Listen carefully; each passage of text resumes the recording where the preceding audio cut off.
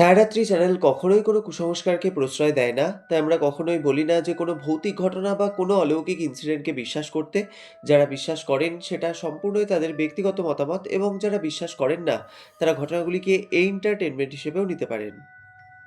আজকে যে দুটো ঘটনা আমি তোমাদেরকে শোনাবো, দুটো ঘটনাই কিন্তু বেশ রোমহর্ষক ঘটনা। এবং তার মধ্যে দ্বিতীয় ঘটনাটি কিন্তু একটি কালাজাদু সংক্রান্ত ইনসিডেন্ট, যেটা আমরা প্রত্যেকেই কিন্তু কম বেশি কিছুটা হলেও ভয় পাই এই কালাজাদু ব্যাপারটাকে। তো যাই হোক, দুটো ঘটনায় আমাদেরকে পাঠিয়েছেন আজকে মিঠু দিদিভাই। তো দিদিভাই এর আগে বেশ কয়েকটি ঘটনা কিন্তু আমাদের সাথে শেয়ার করেছেন, যেগুলো আমাদের এই চ্যানেলে আমরা এর আগেও প্রচারও করেছি। তো দিদিভাই কিন্তু আরও অনেক ঘটনা আমাদেরকে পাঠিয়েছেন, যেগুলো এক এক করে আমরা নিশ্চয়ই শোনাবো তোমাদেরকে।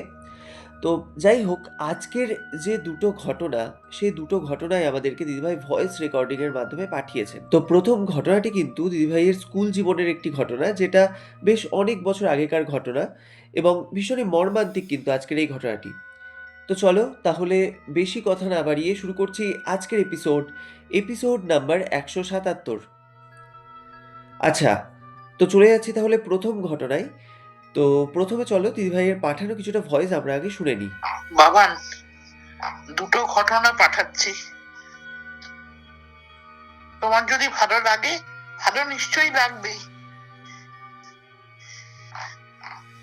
তোমাকে জানাচ্ছি দুটো ঘটনা।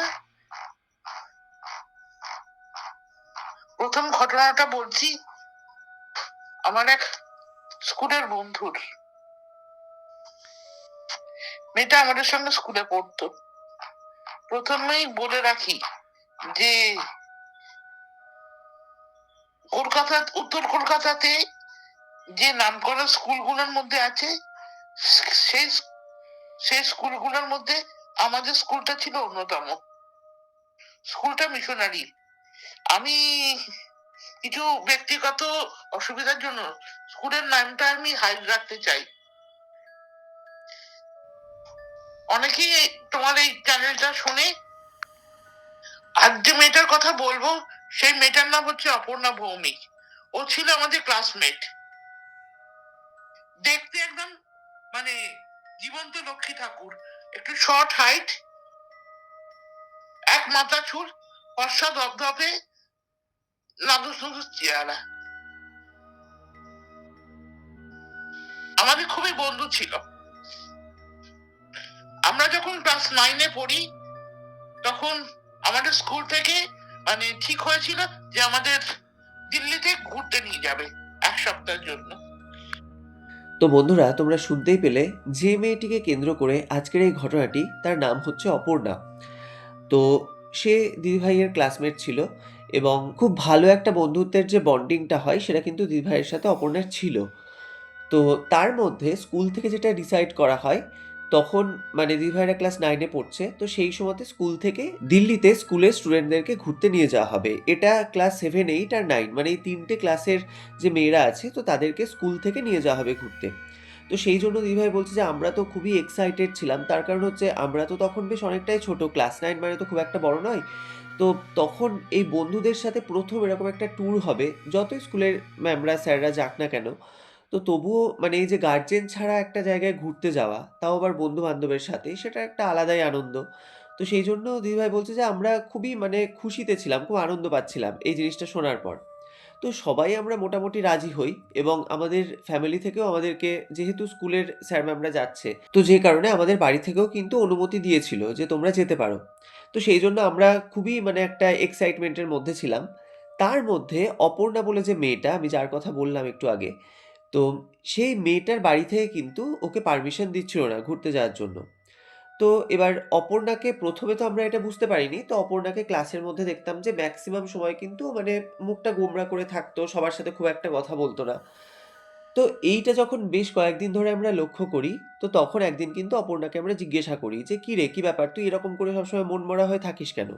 তো তখন অপর্ণা বলল যে, "আমাকে তোরা যেরকম ঘুরতে যাচ্ছিস, স্কুল থেকে যে জায়গায় নিয়ে যাওয়া হচ্ছে দিল্লিতে ঘুরতে, সেখানে আমাকে বাড়ি থেকে যেতে দেবে না। তো সেই জন্য আমার একটু মনটা খারাপ হয়ে আছে।"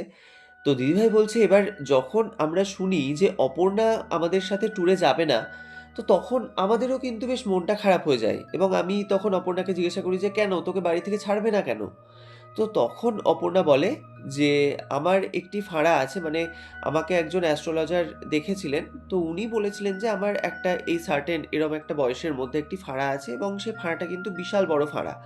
মানে এই ফাঁড়াটা এতটাই মারাত্মক যে আমার প্রাণ সংশয় পর্যন্ত হতে পারে। মানে সেই যে জ্যোতিষীটা যিনি আমার হাত দেখে বলেছিলেন তিনি এই কথাটা আমাকে বলেছেন। এবং এটা নিয়ে আমার ফ্যামিলির লোকজন খুব চিন্তিত।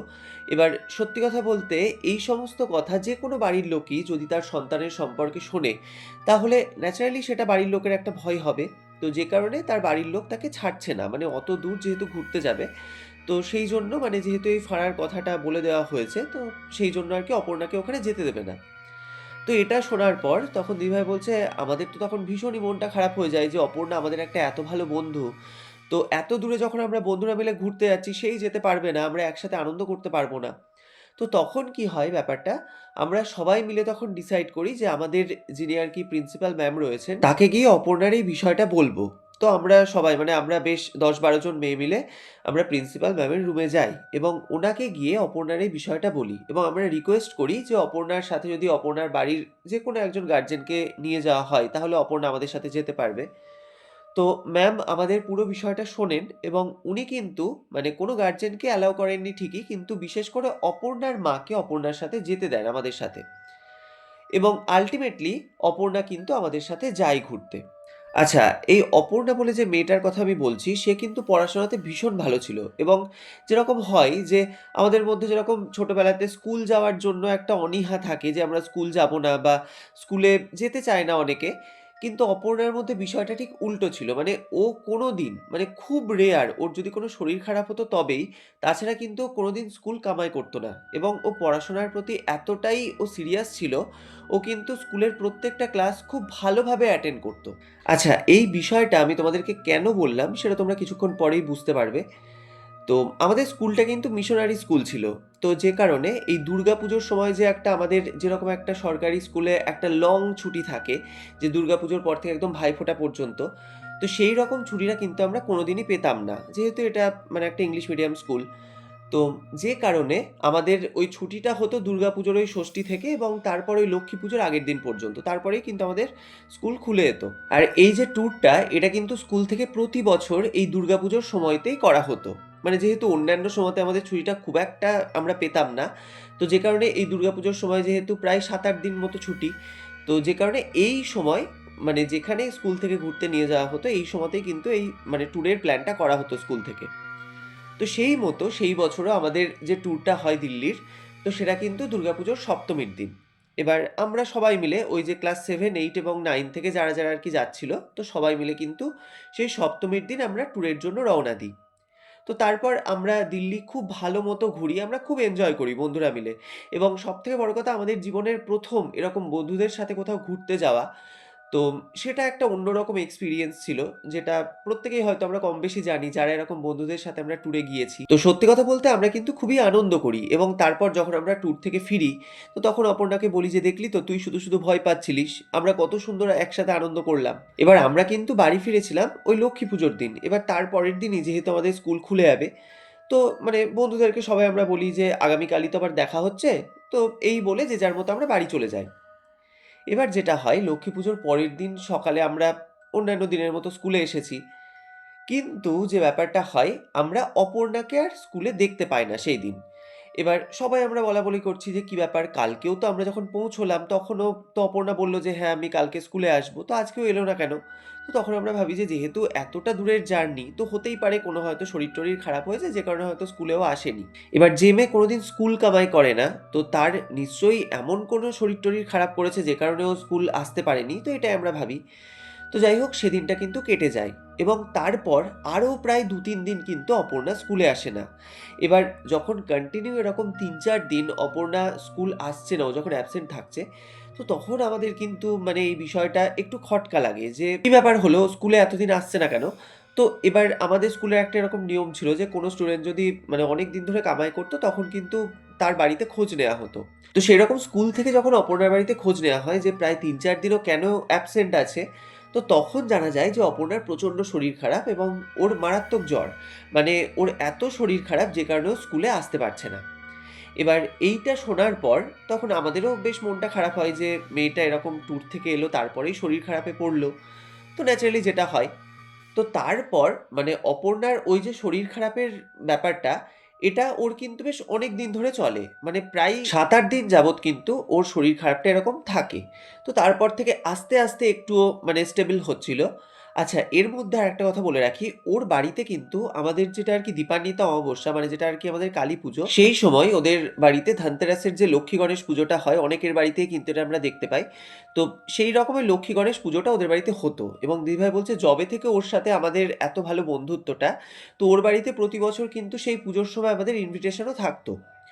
তো এবার তখন অপর্ণা আস্তে, আস্তে একটু সুস্থ হয়েছে এবং ওর কাছে যখন আমরা আরকি খবর নিয়েছিলাম, তো তখন জানতে পারি যে অপর্ণা এই যে দিওয়ালির যে ওদের বাড়ির যে পুজোটা, তারপর ও আবার স্কুলে কন্টিনিউ করবে। এবং আমাদেরকে সেই বছরও ইনভাইট করা হয়েছিল ওদের বাড়িতে পুজোতে। তো দিদিভাই বলছে আমরা কিন্তু সেই পুজোর দিন যাই এবং তারপর ওদের বাড়িতে যেরকম হয় পুজোর প্রসাদ আমরা খেয়ে আসি এবং আমরা কিন্তু সন্ধ্যেতে আবার বাড়ি ফিরে এসেছিলাম। এবার ওরা কি হতো প্রতি বছর ওই পুজোর দিন মানে ওই লক্ষ্মী গণেশ পুজোর দিন ওরা কিন্তু প্রচুর বাজি ফাটাতো। মানে তুবড়ি, তারপর রং মশলা যেরকম হয় বাজিগুলো আমাদের, তো সেই রকম কিন্তু ওরা প্রচুর ওরকম বাজি ফাটাতো। তো সেই বছরও ওদের পুজো-টুজো মিটে যাওয়ার পর অনেক রাত্রে ওদের বাড়ির ছাদে ওরা বাজি ফাটাচ্ছিল। এবার মানে এই পুরো খবরটা দিদিভাই বলছে আমরা পরে শুনেছিলাম। তো এবার ওর চুলটা খোলা ছিল, সেই সময় তো বুঝতে পারেনি। ও যখন একটা তুবড়ি ধরাতে যায়, ওই আগুনে ওর চুলে কিন্তু আগুনটা লেগে যায় এবং চুল থেকে যখন ওর আগুনটা লাগে, কয়েক মুহূর্তের মধ্যে ওখানে ওদের বাড়ির লোক অনেকজন ছিল। কিন্তু সবার কিছু বুঝে ওঠার আগেই ওর গোটা শরীরে পুরো দাউ, দাউ করে সেই আগুনটা কিন্তু পুরো স্প্রেড করে যায় এবং ও ঠিক এতটাই বাজেভাবে পুড়ে গিয়েছিল, দিদিভাই বলছে মানে যেদিন ওর এই অবস্থাটা হয় এবং এই এত বড় দুর্ঘটনাটা যেদিন ঘটে, সঙ্গে, সঙ্গে তো ওকে কোনোভাবে সেই আগুনটা নিভিয়ে হসপিটালে ভর্তি করা হয়। কিন্তু মাঝখানে একদিনও হসপিটালে অ্যাডমিট ছিল। তো তার পরের দিনই কিন্তু ও মারা যায়। মানে ভীষণ বাজেভাবে ও পুড়ে গিয়েছিল। তো আমাদের কাছে যখন খবরটা আসে যে অপর্ণা এরকমভাবে মানে বাজিতে আগুন ধরে ও পুড়ে গেছে, তো সেই দিনই তো আমরা কিছুক্ষণ আগে মানে সন্ধ্যাবেলাতে আমরা প্রসাদ খেয়ে এসেছিলাম। তারপর রাত্রিবেলায় এই জিনিসটা ঘটেছে। তো সেই বিষয়টা শুনে কিন্তু আমরা খুব বাজেভাবে শক পেয়েছিলাম। মানে আমাদের সেই পুরনো কথাগুলো মনে পড়ছিল। আমরা ভাবছিলাম যে আমাদের এত ভালো বন্ধুটা, মানে যাকে আমরা কয়েকদিন আগে পর্যন্ত যার সাথে এই দিল্লিতে ঘুরতে গিয়ে এত মজা করলাম, সেই মেয়েটা এরকমভাবে পুড়ে হঠাৎ করে এভাবে মারা গেল।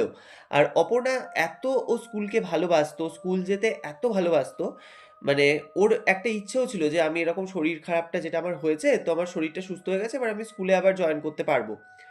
তো সেটা তো ওর মানে সেই ইচ্ছেটা ওর পূরণ হয়নি। তো যে কারণে কিন্তু ও মারা যাওয়ার পর ওর সেই ডেড বডি স্কুলে কিন্তু আনা হয়। এবার দিদিভাই বলছে আমাদের যেহেতু এত কাছের বন্ধু ছিল, আমরা পারিনি যে সেখানে গিয়ে সেই অবস্থাটা মানে ওরকম একটা ভয়ঙ্কর চেহারা অপর্ণার আমরা দেখব। মানে এত সুন্দর দেখতে একটা মেয়ে পুড়ে যাওয়ার পর অন্য যারা আর কি ছিল আমার বন্ধুরা তাদের মুখে শুনেছিলাম যে এত বীভৎস দেখতেও হয়ে গিয়েছিল পুড়ে যাওয়ার পর ওর চেহারাটা, মানে দেখার মতো না। তো সেই চেহারা যে আমাকে দেখতে হবে সেইজন্য আমি আর যাইনি। মানে ওর চেহারাটা আমি আর দেখিনি। তো যাই হোক সেই ডেড বডি ওখানে মানে স্কুলে একবার নিয়ে যাওয়া হয়। তারপর যা যেরকম সৎকার্য করার থাকে সেরকম কিন্তু হয়। তো দিদিভাই বলছে তারপর বেশ কয়েকটা দিন কেটে যায়। এবার আমরাও তখন আস্তে, আস্তে স্কুলে যাচ্ছি। আস্তে, আস্তে বিষয়টা একটু ধাতস্থ হচ্ছে। যেরকম হয় সময়ের সাথে, সাথে সমস্ত কিছুই যেরকম আস্তে, আস্তে একটু ফিকে হয়ে যায়। তো সেইরকম কিন্তু ব্যাপারটা। আচ্ছা, এর মধ্যে আরেকটা কথা বলি। আমাদের স্কুলের যে ৩ তলার যে টয়লেটটা ছিল, সেটা কিন্তু আমরা যে কটা আরকি আমাদের বন্ধুর সার্কেল ছিল, আমরা কিন্তু প্রত্যেকে ওই ৩ তলার টয়লেটটাতেই যেতাম। তার কারণ হচ্ছে মানে ছোটবেলায় যেরকম হয় যে ক্লাসরুমে বসে তো সব বন্ধু-বান্ধবীরা মিলে আমরা গল্প করতে পারতাম না। তো ওই টয়লেটের অজুহাত দিয়ে মানে অনেকটা দূর, যেহেতু ৩ তলায় টয়লেট যেতে বেশ অনেকটা সময় লাগবে। তো আমরা ওই ৩-৪ জন মিলে একসাথে বেরোতাম। তারপর টয়লেটে যাওয়ার নাম করে একটু গল্পও হতো আমাদের। তো সেইজন্য কিন্তু সবসময়তে আমরা ওই ৩ তলার টয়লেটটাই ইউজ করতাম। তো দিদিভাই বলছে যে এই বিষয়টা মানে অপর্ণা মারা যাওয়ার পর প্রায় বেশ কয়েকদিন কেটে গেছে। তো তারপর থেকে যখন ওই ৩ তলার টয়লেটে আমরা যেতাম, আমাদের যেতে কিন্তু প্রচণ্ড ভয় লাগতো। মানে ভয় লাগতো বলতে ব্যাপারটা ঠিক এরকম, মানে যখনই ওই টয়লেটের দিকে আমরা যেতাম, আমাদের অজান্তেই কিন্তু আমাদের গাটা পুরো ভার হয়ে যেত। মানে কিছুক্ষণ আগে পর্যন্ত যখন আমরা সিঁড়ি দিয়ে উঠছি তখন একদম পুরো স্বাভাবিক এবং ওই বিষয় নিয়ে মানে ওই যে টয়লেটে যাচ্ছি, এখানে অপর্ণার সাথেও আগে আমরা আসতাম। মানে এই বিষয়গুলো কিন্তু আমাদের মাথাতে থাকতও না। কিন্তু যখনই ওই টয়লেটের মধ্যে আমরা ঢুকতে যাবো, মানে টোটাল ভাইবসটাই কিন্তু পুরোপুরি চেঞ্জ হয়ে যেত। মানে গোটা শরীর ভার এবং সবসময় এটা আমাদের ফিল হতো যে আড়াল থেকে কেউ যেন আমাদেরকে দেখছে। এবার এই এই বিষয়টা দিদিভাই বলছে আমি যে শুধু একা ফিল করতাম তা নয়, বা আমাদের ফ্রেন্ড সার্কেলে যারা আমরা ছিলাম তারাই যে শুধুমাত্র ফিল করতো তা নয়, ৩ তলার বিল্ডিংয়ে যে সমস্ত স্টুডেন্টরা আর কি ক্লাস করতো তারাও ওই ৩ তলার টয়লেটে যখন যেত তারাও কিন্তু এই কথাটা দাবি করতো। মানে তাদের সবসময়তে এটা মনে হতো যে ওই বাথরুমের মধ্যে কিছু একটা গন্ডগোল হচ্ছে। তো এবার ন্যাচারালি যেরকম হয় ১ জন ২ জন করে পরপর যখন সবার মুখে এই কথাটা ছড়িয়ে যেতে থাকে, তো ওই ৩ তলার টয়লেটে যেতে কিন্তু প্রত্যেকেই ভয় পেত। এবং প্রত্যেকেই ওই জায়গায় মানে ওই টয়লেটে যেতে কিন্তু এভয়েড করত। মানে ৩ তলার বিল্ডিংয়ে যাদের ক্লাসরুম ছিল তারাও কিন্তু মানে একটা সময় গিয়ে এমন পর্যায়ে গিয়ে দাঁড়ায়, তারাও কিন্তু ওই টয়লেটটা ইউজ করত না। মানে তাদেরকে ইউজ করতে হলে তারা ওই ৪ তলায় যেত, নাহলে দোতলায় আসতো।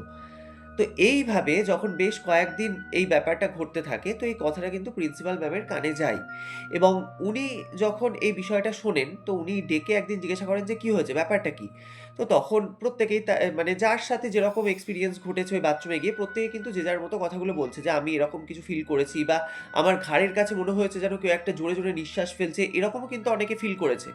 তো প্রত্যেকে কিন্তু যে যার মতো নিজের এক্সপেরিয়েন্সটা বলে ম্যামকে।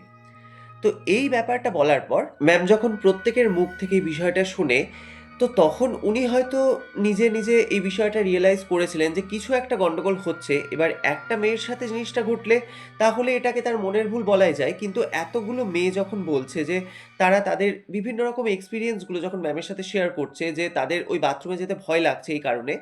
তো তখন ম্যাম বলেন যে, "দেখো, তোমরা যখন ওই টয়লেটে যাবে, তো তখন কিন্তু তোমরা মাতা মেরি বা জিসাসের নাম করবে।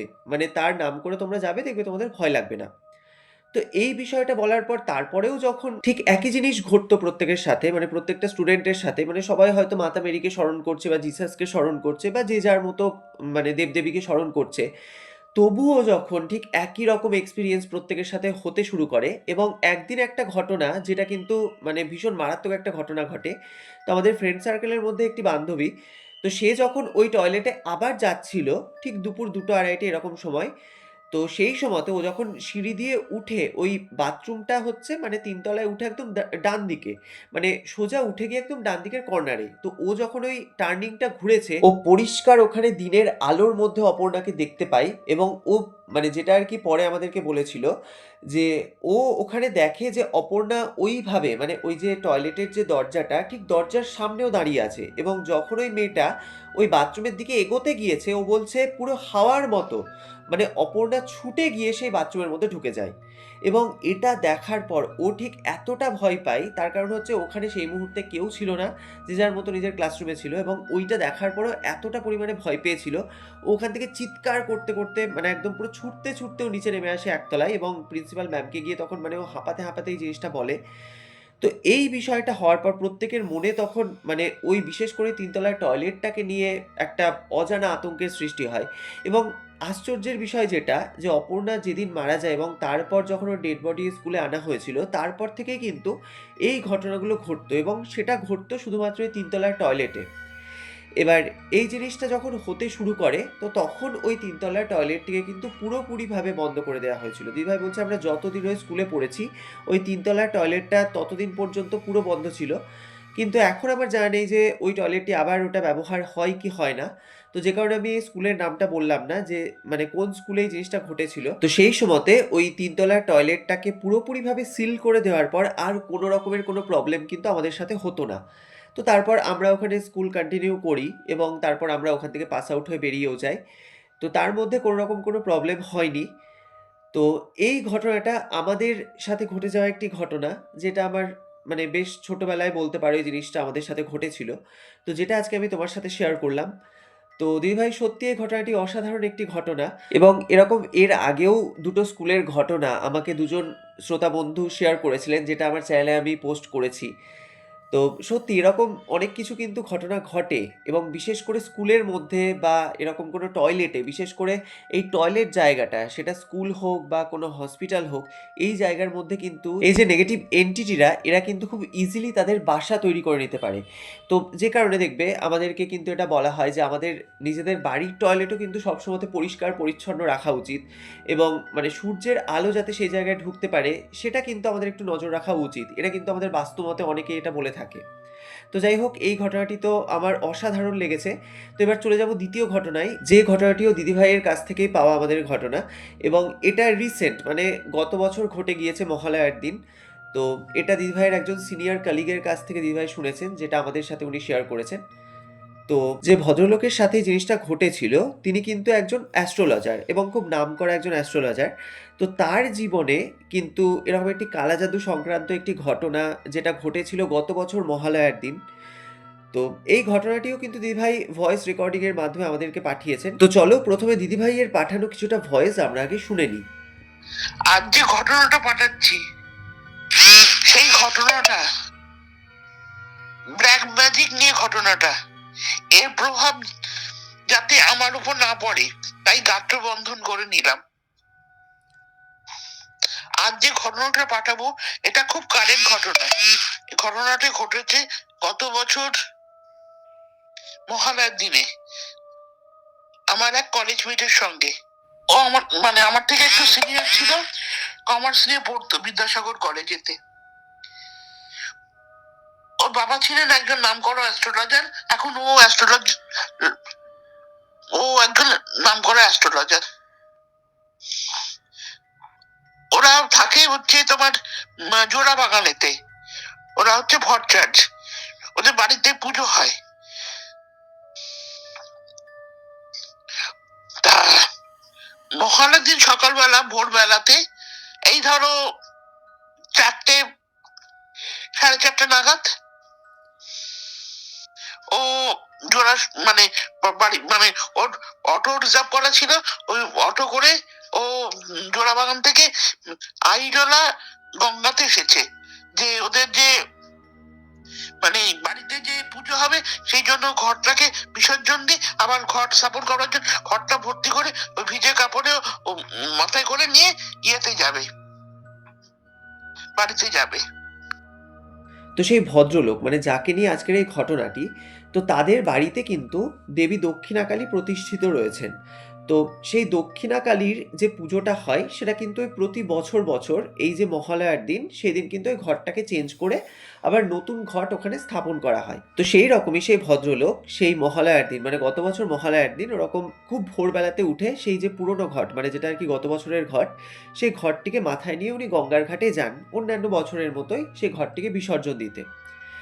তো তিনি যখন সেই ঘরটি বিসর্জন দিতে গিয়েছেন জলের মধ্যে, তো ঘরটা বিসর্জন দেওয়ার পর উনি যখন ফিরে আসতে যাবেন, ঠিক এমন সময়তে, মানে জলের মধ্যে উনি বেশ অনেকটাই নেমে আছেন।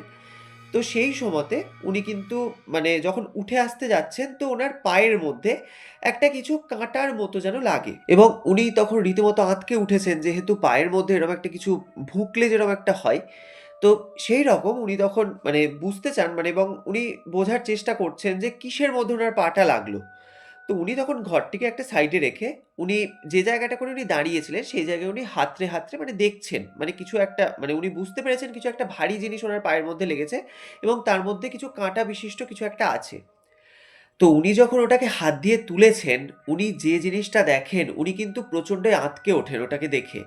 উনি দেখেন যে কালো কুচকুচে একটা, মানে পুতুল টাইপের কিছু যেন একটা, মানে জিনিস, সেটা উনি বুঝতে পারছেন না যে ওটা কিসের আকৃতি, কিন্তু কালো মিশমিশে একটা পাথরের একটা মূর্তি, এবং তার মধ্যে বেশ বড় বড় ওই যে গজালগুলো হয়, সেই গজালগুলো পোঁতা।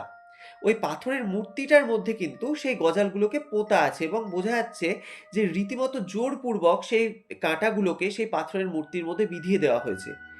এবার তিনি যেহেতু, আমি আগেই বলেছিলাম যে ওই ভদ্রলোক যেহেতু একজন খুব বড় মাপের অ্যাস্ট্রোলজার, তো ওনার পক্ষে কিন্তু বিষয়টা বুঝতে বাকি থাকে না যে এক্স্যাক্ট এই জিনিসটা কী। তো উনি এটা দেখা মাত্রই উনি এতটাই ভয় পান, এবং ওই তখন ভোর 4টে 4:30, মানে বুঝতে পারছো গঙ্গার ঘাটে সেরকম কোনো লোকজন নেই, মানে উনি প্রায় একাই বলতে পারো।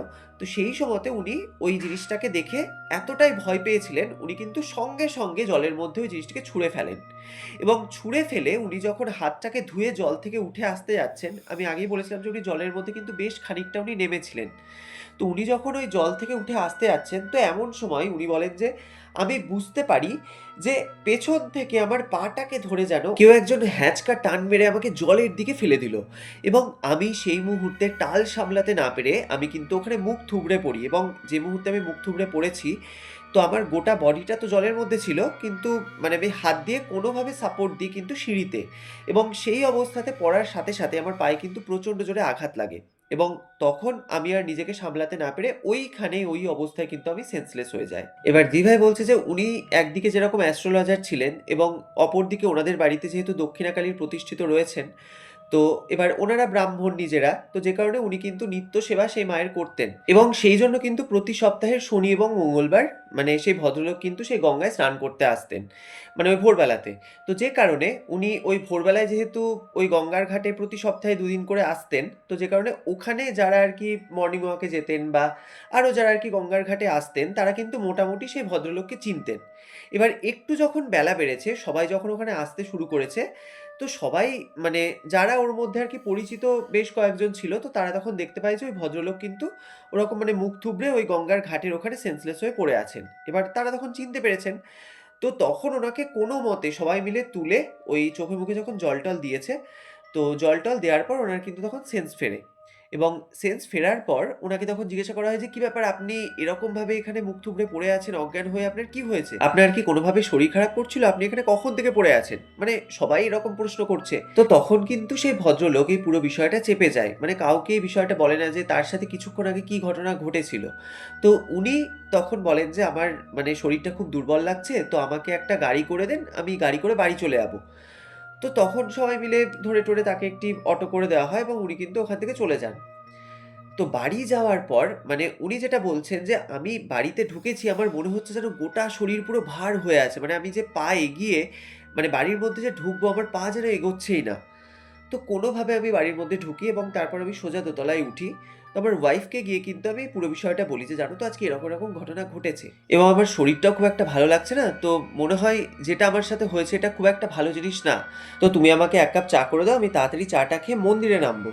তো এই কথা বলে সেই ভদ্রলোক চাটা খেয়ে কিন্তু ওনাদের একতলায় যে দক্ষিণাকালীর মন্দির রয়েছে, তো সেইখানে উনি নামেন, এবং নামার পর উনি বলছেন যে তখনও পর্যন্ত আমার গোটা শরীর পুরো ভার, মানে আমি হাত পা নাড়াচ্ছি, মনে হচ্ছে যেন হাত পায়ে আমার ১০০ কেজি করে ওজন, মানে এত ভারী লাগছে নিজের শরীরটাকে। এবার আমার কিন্তু সবসময়তেই গাত্রবন্ধন করে আমি যেখানে বেরোই না কেন আমি বেরোতাম। এবার যে মুহূর্তে আমি গঙ্গায় স্নান করতে গিয়ে ওই যে একটা জিনিস আমি পেয়েছিলাম, সেই কাঁটা বিদ্ধ করা একটি পাথরের পুতুল, তো তখনও কিন্তু আমার গাত্রবন্ধনই করা ছিল। তারপরেও কিন্তু আমার শরীরটা এরকমভাবে মানে খারাপ করছে। মানে বুঝতে পারছো যে, যে জিনিসটা আমার পায়ে ঠেকেছিল সেটা ঠিক কতটা এনার্জি, মানে কতটা একটা খারাপ জিনিস সেটা, যে আমার গাত্রবন্ধন করা থাকা সত্ত্বেও আমার এরকম একটা ফিল হচ্ছিল।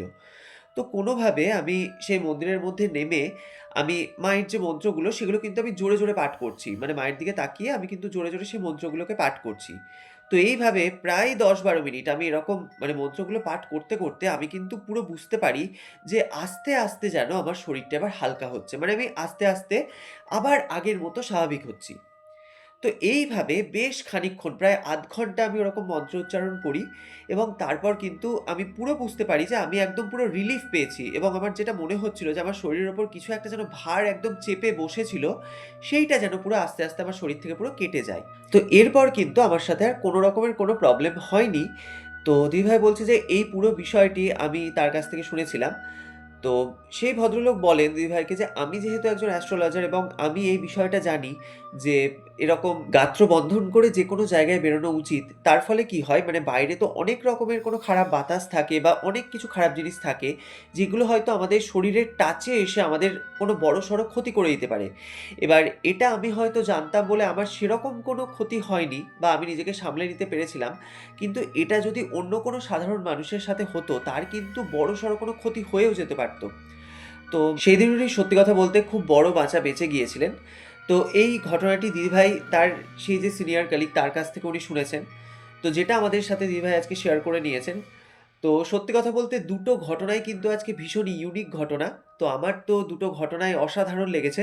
তো বন্ধুরা, তোমাদের আজকের এপিসোডটা কেমন লাগলো সেটা অবশ্যই আমাদেরকে কমেন্টের মাধ্যমে জানিও, এবং কোন ঘটনাটি তোমাদের সবথেকে বেশি ভালো লাগলো সেটাও কিন্তু আমাকে অবশ্যই তোমরা জানাতে ভুলো না। আর তোমাদের যদি ঘটনাটি ভালো লাগে তাহলে অবশ্যই একটা লাইক করো। আর তোমরাও যদি তোমাদের জীবনে ঘটে যাওয়া এরকম কোনো সত্যি ভৌতিক ঘটনা বা যেকোনো অলৌকিক ইনসিডেন্ট আমাদের সাথে শেয়ার করতে চাও, তাহলে স্ক্রিনে দেওয়া হোয়াটসঅ্যাপ নাম্বারে তোমরা ঘটনাগুলি আমাদেরকে লিখে অথবা ভয়েস মেসেজের মাধ্যমে পাঠাতে পারো। এছাড়াও কিন্তু তোমরা আমাদেরকে মেইলের মাধ্যমেও ঘটনা শেয়ার করতে পারো। তাছাড়াও তোমরা আমাদের ফেসবুক পেজ ছায়ারাত্রি এবং ইনস্টাগ্রাম আইডি ছায়ারাত্রি অফিসিয়ালেও ইনবক্স করতে পারো তোমাদের ঘটনাটি। আমরা সেই ঘটনাটি কিন্তু তুলে ধরবো সমস্ত শ্রোতা এবং দর্শক বন্ধুদের সামনে। আর তোমাদের পক্ষে যদি পসিবল হয় তাহলে যে ঘটনাটি তোমরা আমাদেরকে পাঠাচ্ছ সেই ঘটনা সম্পর্কিত যে কোনো ছবি বা যে কোনো ছোট্ট ভিডিও ক্লিপ তোমরা চাইলে আমাদের সাথে শেয়ার করতে পারো। আমরা সেই ছবি বা ভিডিওটি দেখাবো সমস্ত দর্শকদেরকে। তো আজকের এপিসোডের প্রশ্নটি হলো, আজকের যে দ্বিতীয় ঘটনাটি দিদিভাই আমাদের সাথে শেয়ার করেছেন, তো সেই ভদ্রলোক পেশাতে কি ছিলেন? তোমরা সঠিক উত্তরটি আমাদেরকে কমেন্টের মাধ্যমে লিখে জানাও। আমরা নেক্সট এপিসোডের শেষে তোমাদের কমেন্টের স্ক্রিনশটটি পাবলিশ করব। তো গত এপিসোডে যারা তাদের কিছু মূল্যবান মতামত আমাদেরকে কমেন্টের মাধ্যমে জানিয়েছেন তারা হলেন গীতা গোস্বামী, ড্যানি, আদিবা মিম, ডানকুনি থেকে Joba Chakraborty, Mahasweta Pandey fresh air vlog, Dumdum থেকে বিউটি ব্যানার্জি, বারাসাত থেকে অমিতা ঠাকুর, অসীম দাস, মধ্যমগ্রাম থেকে শান্তার দুনিয়া, মধুমিতা দাস, কৃষ্ণনগর থেকে অনুপম চ্যাটার্জি, বাটানগর থেকে কল্যাণী দাস, বহুলার অন্ডাল থেকে অজিত বাউরি, মায়া সরকার এবং কিরণ মণ্ডল। তো তোমাদের সকলকে জানাই অসংখ্য ধন্যবাদ। তোমরা যারা যারা আমাদেরকে কমেন্ট করেছো, তো তোমরা এভাবেই আমাদেরকে কমেন্টের মাধ্যমে জানাতে থাকো যে তোমরা কোথা থেকে ঘটনাগুলি শুনছো এবং ঘটনাগুলি শুনে তোমাদের কেমন লাগছে সেই মতামতটিও কিন্তু তোমরা আমাদেরকে কমেন্টের মাধ্যমে জানাতে একদমই ভুলো না। তো যাই হোক, আজকের মতো বিদায় নিচ্ছি। দেখা হচ্ছে আবার পরবর্তী নতুন ভয়ঙ্কর ঘটনা নিয়ে আগামী বৃহস্পতিবার। ততক্ষণ তোমরা সকলে ভালো থেকো, সুস্থ থেকো। শুভরাত্রি।